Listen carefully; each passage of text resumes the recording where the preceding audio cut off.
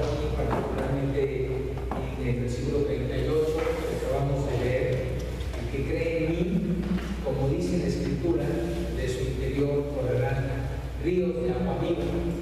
Una promesa que el Señor Jesucristo nos hace aquí, y anteriormente en este mismo evangelio, en el capítulo 4, le había hecho a la mujer de Samaria, diciéndole que él tenía un agua que todo aquel que tomara de ella, de su interior, brotaría una fuente de agua que saltara para la vida eterna.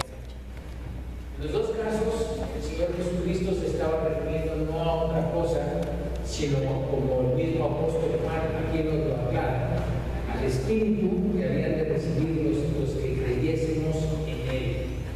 Una promesa que sabemos fue cumplida en el libro de los Hechos, allí en el capítulo 2, en lo que conocemos como el día de Pentecostés. De su interior, de nuestro interior, del interior de todas aquellas personas que creemos en el Señor Jesucristo, habría de correr un río de agua viva. Ahora, cuando a veces se utilizan estas figuras que la Escritura nos menciona y nos simboliza el Espíritu Santo, por ejemplo, cuando pensamos en el río de agua viva, o cuando pensamos a lo mejor en el fuego, que es otro de los símbolos que la palabra de Dios utiliza para identificar al Espíritu Santo, o cuando pensamos, por ejemplo, en el viento, que es otro de los símbolos que la palabra de Dios utiliza, pudiéramos caer en el error de pensar que esos símbolos representan al Espíritu Santo. En lugar de entenderlo como la misma Escritura nos menciona, que el Espíritu Santo es como un río de agua viva, no es un río de agua viva. Pero lo comento porque a veces cuando nos quedamos enfrascados en este simbolismo, podemos caer en algunos errores o en algunas malas interpretaciones con respecto a lo que el apóstol Pablo nos escribe en la carta a los Efesios, en donde nos dice: sean llenos del Espíritu Santo, no se embriaguen con vino, es decir, no se llenen con vino, en lo cual hay disolución, desorden, desbordamiento, exceso. O sea, no se embriaguen, no se llenen de vino, sino más bien sean llenos del Espíritu Santo. La confusión entonces lo puede surgir porque algunos dicen: bueno, si el Espíritu Santo es un río de agua viva, pues entonces eso quiere decir que tengo que irme llenando cada vez más, como voy llenando un vaso con agua. Si el Espíritu Santo es como un fuego, uno podría pensar, pues entonces tengo que ir subiendo a la temperatura. O si lo comparo con un viento, tendría que pensar equivocadamente que hay de poquito a más viento. Lo que quiero que entendamos en esta meditación que el Señor ha puesto en mi corazón para compartir con ustedes es que nada más lejos de lo que es ser la llenura del Espíritu Santo. Pero déjenme empezar por una verdad que yo creo que no tiene vuelta de hoja. En Efesios capítulo 5 y versículo 18, si ustedes quieren buscar este pasaje en sus Biblias, claramente vemos cómo hay una instrucción. A lo mejor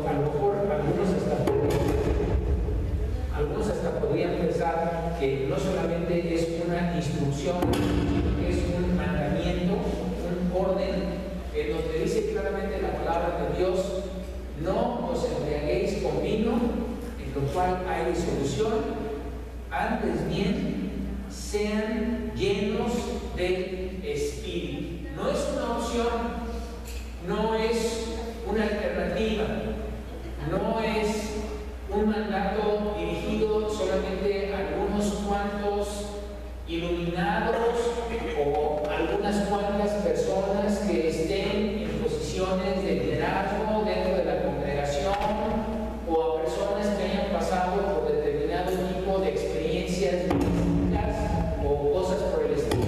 La palabra de Dios dice claramente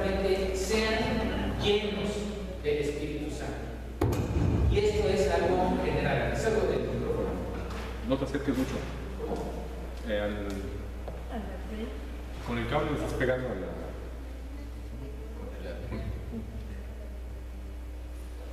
Parece así ya. Entonces, quiero que partamos de esta base, porque lo que a mí me gustaría que todos aquí nos lleváramos en esta tarde es lo que significa esta llenura del Espíritu Santo. Y lo triste o la triste condición de todos aquellos que, habiendo recibido al Espíritu Santo, cuando creímos, cuando recibimos el Señor Jesucristo, a lo mejor hoy no estemos disfrutando, a lo mejor hoy no estemos disfrutando de esta llenura que nos menciona la palabra.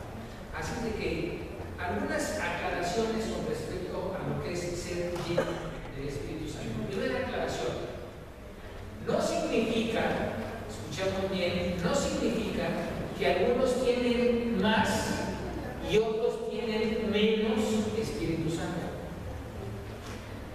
La palabra o el concepto ser llenos podría implicar eso, podría implicar que a veces hasta como corregimos a nuestros hijos, es que ya me llené. No se dice ya me llené, se dice ya estoy satisfecho. Es que no llenaste el vaso, es que no llenaste la jarra. Y uno tiene la idea de que, bueno, la va llenando de poquito a poco. El creyente podría pensar que entonces Marilyn aquí tiene la mitad del Espíritu Santo, Carla tiene 3/4 partes del Espíritu Santo, y aquí la tía de nuestra hermana puede tener a lo mejor el 100% del Espíritu Santo. No es eso. ¿Sabes por qué no es eso? Porque el Espíritu Santo no es una cosa. El Espíritu Santo es una persona.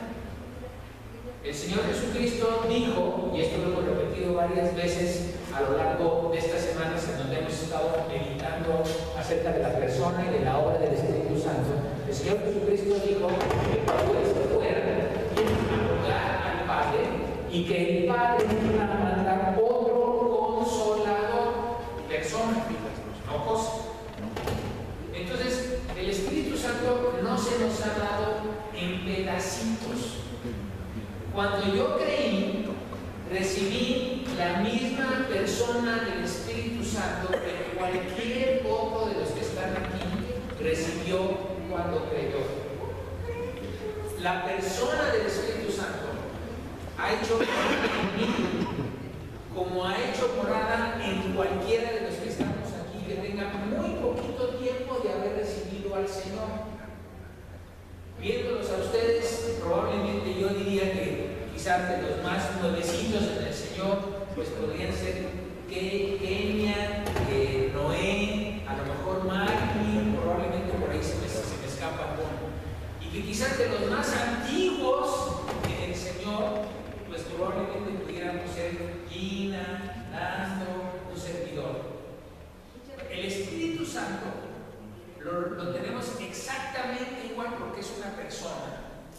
Los muy antiguos en el Señor y los muy nuevos en el Señor. Dice claramente la palabra de Dios que Dios no da el Espíritu por medida. En otras palabras, no nos da cachitos. Dice la palabra del Señor que el Espíritu fue derramado abundantemente en cada uno de nosotros. No de una manera pichicata, sino de una manera abundante. Y dice la palabra del Señor que el Espíritu que mora en nosotros habita en nosotros en toda su plenitud. En Romanos capítulo 8, versículo 11, el apóstol Pablo dice que si el Espíritu de Dios que resucitó de entre los muertos del Señor Jesucristo es exactamente el mismo Espíritu, el mismo poder que habita en el corazón de cada uno de los creyentes. Entonces, resumiendo, yo les diría, no nos equivoquemos al pensar que el tema de la llenura del Espíritu Santo es como si yo recibiera un cachito del Espíritu cuando me convierto, y después ese cachito fuese creciendo conforme voy asistiendo a los cultos, conforme voy leyendo la Biblia,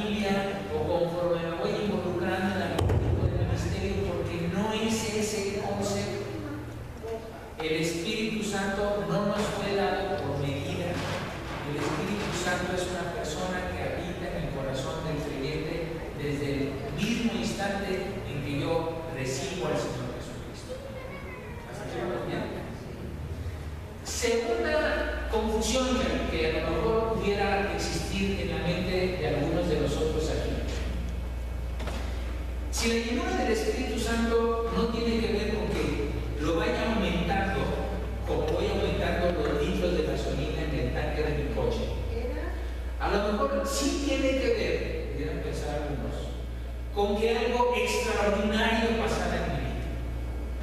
A lo mejor ser lleno del Espíritu Santo quiere decir que yo tenga algún tipo de don sobrenatural.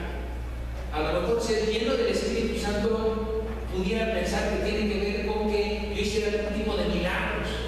A lo mejor ser lleno del Espíritu Santo tendría que manifestarse pues a través de algún tipo de manifestación extrasensorial o qué sé yo, como por ejemplo hablar en lenguas o en lenguas extrañas, o si yo le pongo las manos a alguna persona que se caiga para atrás o cosas por el estilo. Vean que la palabra del Señor, si bien habla de dos acontecimientos muy puntuales y muy concretos en el libro de los Hechos, en donde la llenura del Espíritu Santo efectivamente trajo consigo manifestaciones sobrenaturales, en la mayoría de los casos, que ahorita voy a compartir con ustedes, la llenura del Espíritu Santo a los creyentes, digamos, normales como ustedes y como yo, no trajo junto consigo algún tipo de manifestación extraordinaria. Y vamos a ver para qué le sirvió esa llenura del Espíritu Santo. Primero, las dos manifestaciones excepcionales que a lo mejor ustedes recuerdan muy bien y son muy puntuales, muy claramente identificadas en el libro de los Hechos de los Apóstoles. En Hechos capítulo 2, el versículo 4, dice que el día de Pentecostés, cuando estaban reunidos los apóstoles junto con los demás discípulos, más o menos unas 120 personas en total, parece ser que en el aposento alto que usaban ellos como lugar de reunión, muy probablemente, dicen los historiadores, la casa de la mamá de Juan Marcos, el que después escribiría el Evangelio que conocemos como el Evangelio según San Marcos. Dice, versículo 4 del capítulo 2 del libro de los Hechos, y fueron todos llenos del Espíritu Santo y comenzaron a hablar en otras lenguas, y lenguas aquí significan idiomas, en otros idiomas, según el Espíritu les daba que hablasen. Fue algo excepcional, fue algo extraordinario, que los 12 apóstoles, que eran galileos, y muy probablemente monolingües, solamente conocerían el arameo, que era el idioma que se hablaba de manera coloquial en esa región geográfica, empezaron a hablar en lenguas que fueran entendidas por otros visitantes en la ciudad de Jerusalén que no hablaban arameo. Si ustedes ven allí en este mismo capítulo, en el versículo número 9 y hasta el versículo número 11, viene la lista de ciudadanos que estaban reunidos allí y que empezaron a escuchar en su propio idioma lo que aquel grupo de galileos no muy cultos, no muy letrados, estaban hablando. Dice el versículo número 9 que había partos, medos, elamitas, los que habitaban en Mesopotamia, los que habitaban en Capadocia, en el Ponto, en el Asia, en Frigia, etcétera, etcétera, cretenses y árabes. Versículo 11, los oímos hablar en nuestras lenguas las maravillas de Dios. Sería el equivalente hoy si este acontecimiento hubiese ocurrido, pues no sé, ¿qué les gustaría? En alguna zona muy popular de nuestra capital, o sea, a lo mejor podemos pensar en Tepito, que ahora está tan de moda, o en Iztapalapa, o en algún lugar por el estilo. Y de repente hubiese ahí una multitud congregada de europeos, asiáticos, etc. Y que las personas que se pararan a hablar a todas luces pudiéramos identificarlas como el dueño de la verdulería y el que tiene el cafecito de internet y el que nos consta que nada más se quedó en la secundaria y que nada más habla español y eso a puras penas, etc. Que se pararan a hablar el mensaje de salvación, que los belgas y los suecos y los americanos y los franceses los escucharan en su propio idioma, sin traducción simultánea. El Espíritu Santo hizo las veces de traductor.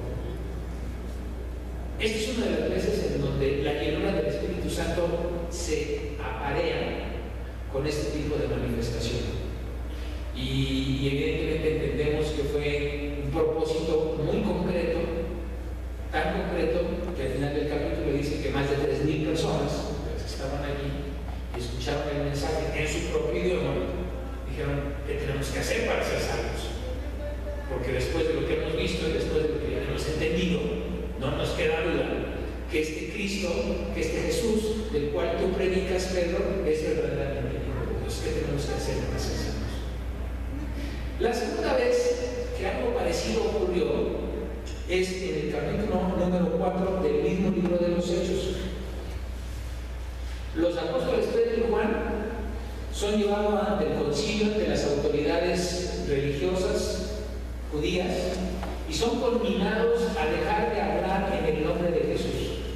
En pocas palabras, los amenazan de que no pueden seguir hablando de este mensaje del evangelio de salvación que era extraño a la religión judía.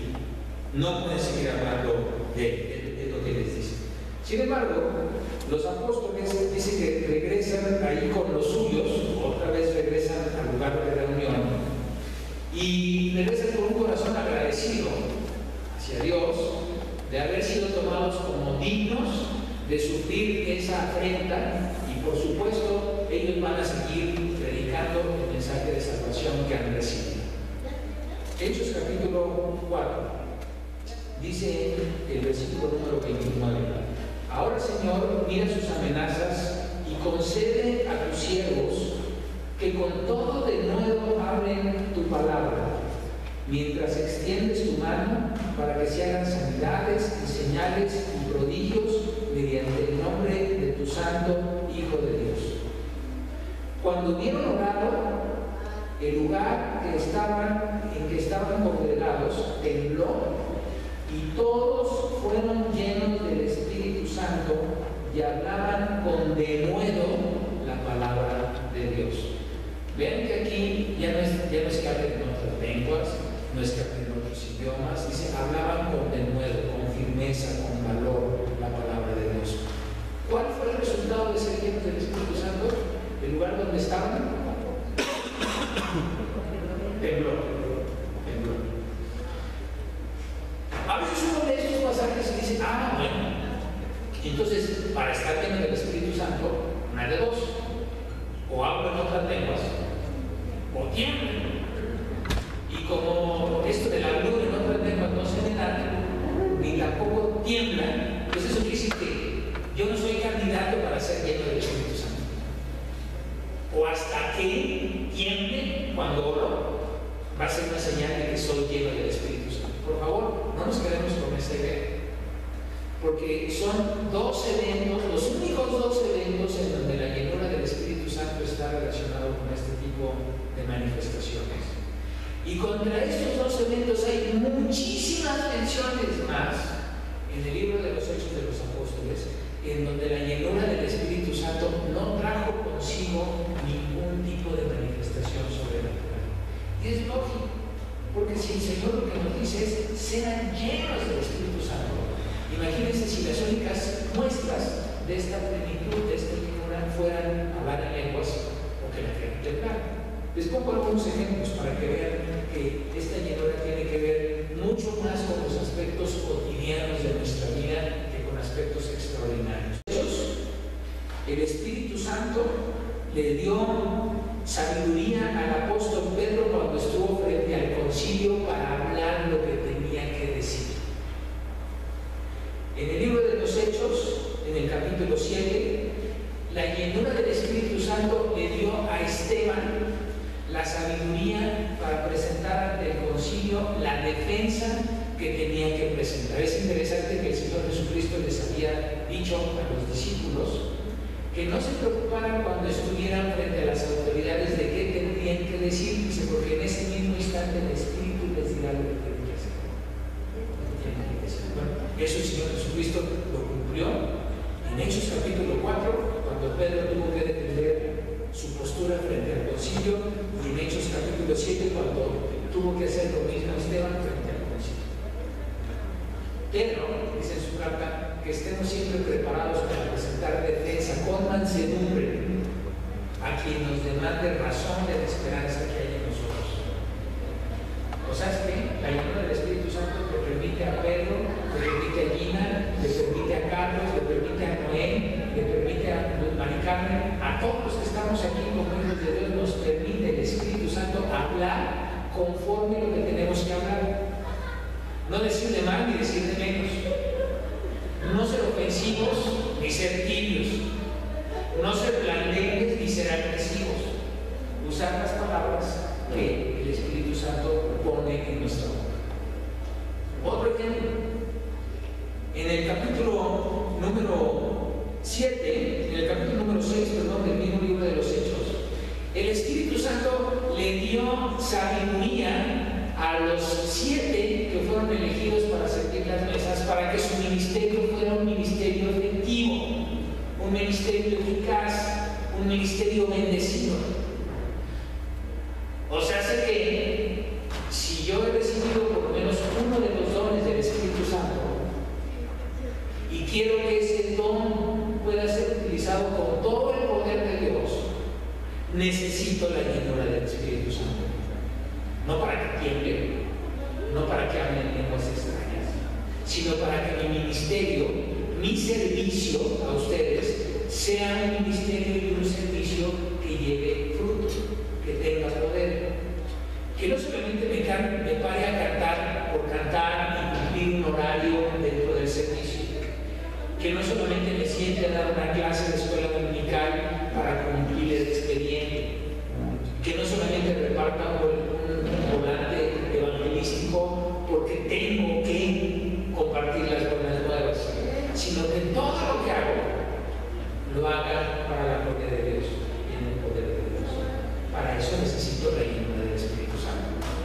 Si no tengo la llenura del Espíritu Santo, voy a hacer las cosas, pero las voy a hacer de una manera mecánica, de una manera en donde a lo mejor el fruto no se va a ver, de una manera en donde la semilla no va a quedar implantada, de una manera en donde el reino de Dios no va a ser extendido. Finalmente, vean cómo el Espíritu Santo, no solamente esta llenura del Espíritu Santo estuvo limitada a los apóstoles o a los primeros 7 que ahora conocemos con el nombre de diáconos, o a mártires como Esteban, sino como la llenura del Espíritu Santo finalmente pasó a ser una de las características de todos los creyentes, comunes como tú y como yo. El último versículo que quiero compartir en este sentido, Hechos capítulo 13, el versículo número 52.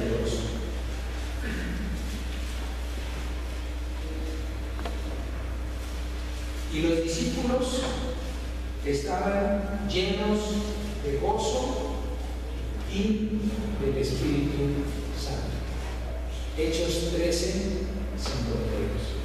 Ya no son los apóstoles, ya no son algunos de los apóstoles como Pedro, Juan, ya no son los diáconos, ya no son los mártires, ahora son los discípulos.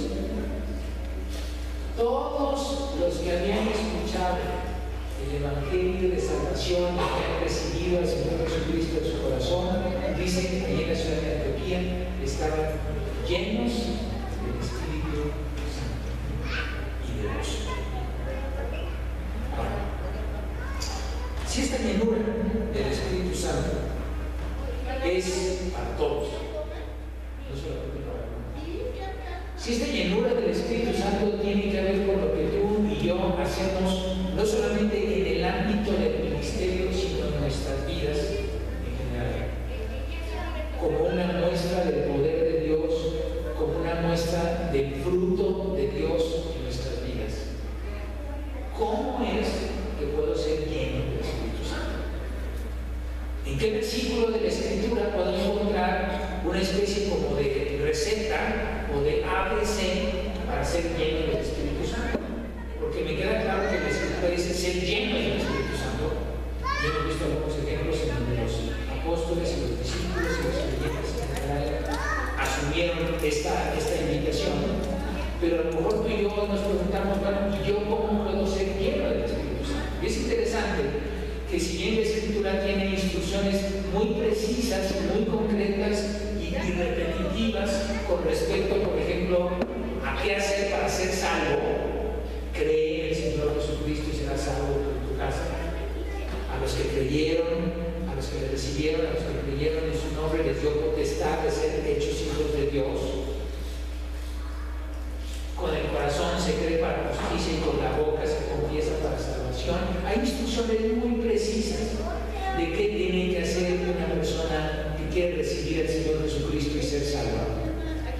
No hay instrucciones igualmente precisas en una sola con respecto a cómo ser llenos del Espíritu Santo.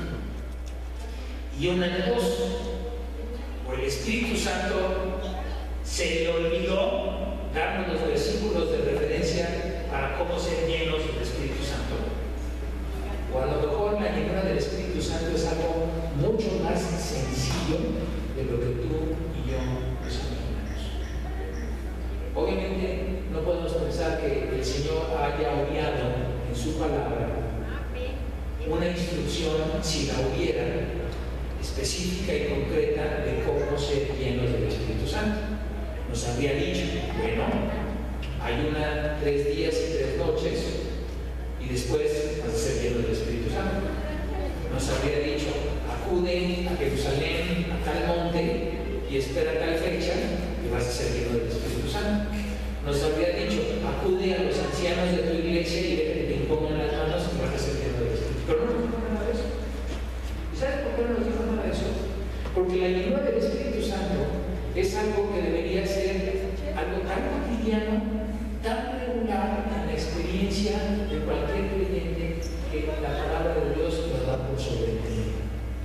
2 palabras o 3 quizás que tienen que ver con cómo experimentar esta llenura del Espíritu Santo. La primera, comunión. Yo soy la vid, dijo el Señor, ustedes los pámpanos. Separados de mí, nada pueden hacer. Quiero ser lleno del Espíritu Santo, necesito tener comunión con Él. Quiero ser lleno del Espíritu Santo, bueno, por supuesto que primero tengo que haber sido injertado en la vida. Tengo que estar seguro de que mi vida está injertada en la vida que es el Señor Jesucristo. Si mi vida no está injertada en la vida que es el Señor Jesucristo, pues por supuesto que la savia, la vida misma, no va a fluir en mí y nunca voy a poder ser lleno del Espíritu Santo. Voy a poder ir a cultos en donde me pongan las manos, voy a poder asistir a reuniones en donde vea a lo mejor algunos milagros, entre comillas, voy a poder estar en reuniones en donde la gente se caga, en donde parece que es poseída por el Espíritu de no sé qué, etcétera, etcétera, pero yo no voy a poder ser lleno del Espíritu Santo porque mi vida no está injertada en el Señor. No he nacido de nuevo y por lo tanto no tengo el sello que me identifica como posesión del Señor. Primer requisito: ¿quieres ser lleno del Espíritu Santo? Necesitas haber oración. ¿Quieres ser lleno del Espíritu Santo? Necesitas estar seguro que el Espíritu Santo ha hecho morada en tu corazón. ¿Quieres ser lleno del Espíritu Santo? Necesitas estar seguro de que al haber recibido al Señor Jesucristo, Él pidió al Padre para que te enviara al otro Consolador. Si alguno aquí no está seguro de ser de Cristo, pues este sería a lo mejor el momento oportuno para que se asegurara, pidiendo perdón por sus pecados e invitando al Señor que entrara en su vida para recibir esa vida nueva, junto con ella la persona del Espíritu Santo. Entonces, la primera condición es muy sencilla: tengo que estar en comunión. La segunda condición yo creo que es igualmente de conocida y sencilla: tengo que obedecer. Tengo que obedecer. Y no obedecer en el sentido de lo que algunas veces a mí me han dicho personas: bueno, es que hay muchas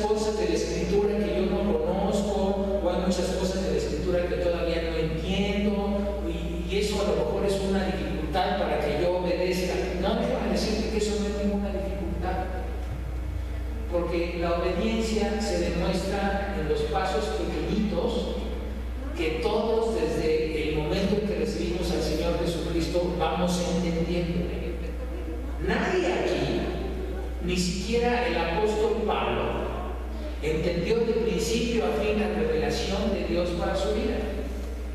Dice la Escritura que el apóstol Pablo se pasó varios años solo, tratando de que el Espíritu Santo le ayudara a compaginar lo que él había entendido antes como fariseo y lo que ahora había conocido camino a Damasco.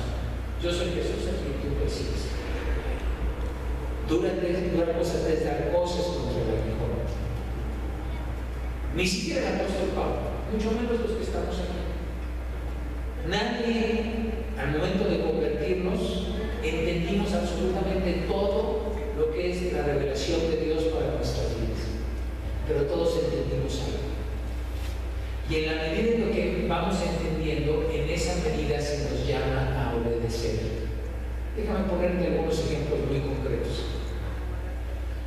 Quiero ser lleno del Espíritu Santo. Ya entendí que no solamente es un privilegio, sino que es también una exhortación y una responsabilidad. Ser llenos del Espíritu Santo. Y ya entendí que el primer paso es estar en comunión con el Señor, estar unido a Él. Y yo sé que por fe yo recibí a Cristo en mi corazón. Entonces la pregunta es: ¿y qué tanto lo estás obedeciendo? Allí en lo que el Señor te ha revelado en su palabra. A lo mejor te ha revelado cosas como, por ejemplo, que si lo recibiste, necesitarías dar testimonio público de tu salvación a través del bautismo. Y quizás no te has bautizado, porque sigues pensando que a lo mejor cuando eras chiquito el bautismo que te hicieron tus papás que se valió. Pues no. Dice que los discípulos se bautizaban. Es más, Hechos 2, cuando la multitud ahí congregada le preguntó al apóstol Pedro: ¿qué haremos para ser salvos? La respuesta de Pedro fue: crean y bautícense en el nombre del Señor Jesucristo. Y ese mismo día se bautizaron 3,000 personas.